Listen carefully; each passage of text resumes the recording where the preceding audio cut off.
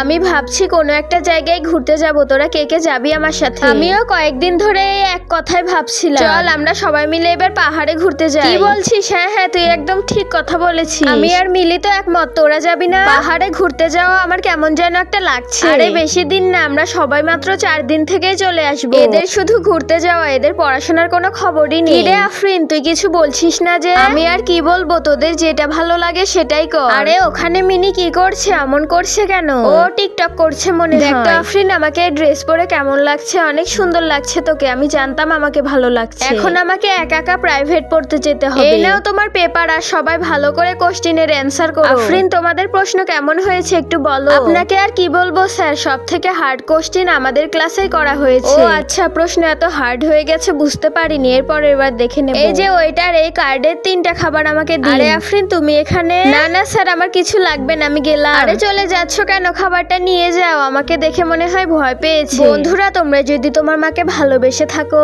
আর এই ছবিটিকে সুন্দর মনে করে থাকো, তাহলে ভিডিওতে একটি লাইক করে চ্যানেলটি সাবস্ক্রাইব করে দাও।